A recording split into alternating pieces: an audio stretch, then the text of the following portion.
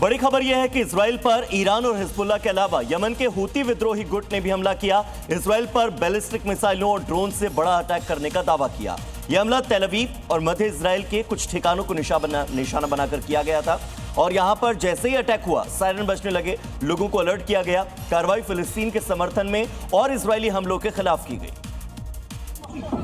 Iran को अपनी सुरक्षा में फंसाकर हिजबुल्लाह को नेस्तनाबूद करना ही इजराइल का मेन मकसद है। ताजा हमलों में हूती समूह के सैन्य प्रवक्ता याहिया सरिया के मुताबिक शनिवार को इजराइल के खिलाफ लंबी दूरी का टारगेट अटैक किया गया। दावा है कि इस ऑपरेशन में बैलिस्टिक मिसाइल और कई ड्रोन का इस्तेमाल हुआ, लेकिन उससे भी बड़ा दावा ये कि यह हमला ईरान की रिवोल्यूशनरी गार्ड ईरानी सेना ने हिजबुल्लाह के साथ मिलकर किया था। तो अमेरिका इजराइल का ईरान से युद्ध और अब बहुत ही खतरनाक मोड़ की तरफ ये युद्ध जा पहुंचा और अब इसके आगे महातबाही का रास्ता खुलता गया।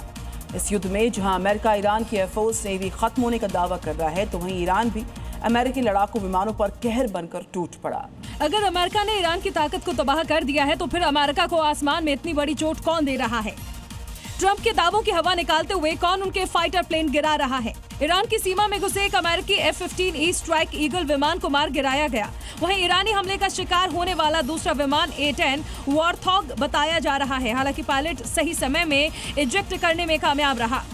और इस बीच खामनेई की मौत और जंग के बीच अब ईरान को दुनिया भर से शियाओं का भारी समर्थन हासिल हो रहा है। अमेरिका इजराइल के खिलाफ पूरे इराक में प्रदर्शन हो रहा है। इराकी शिया धर्मगुरु मुक्तदा अल सद्र ने अमेरिका इजराइल के खिलाफ पूरे इलाके में विरोध प्रदर्शन का ऐलान किया।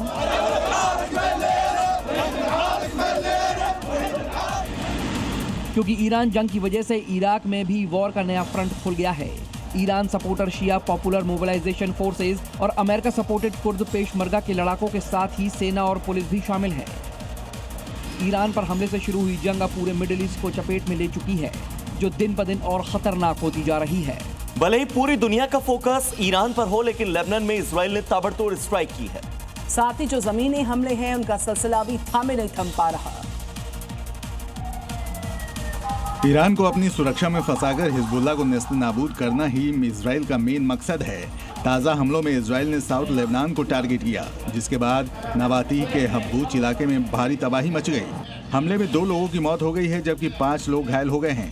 इजरायली हमलों में 2 मार्च से अब तक 1368 लोग मारे गए हैं, जिनमें कम से कम 124 बच्चे भी शामिल हैं।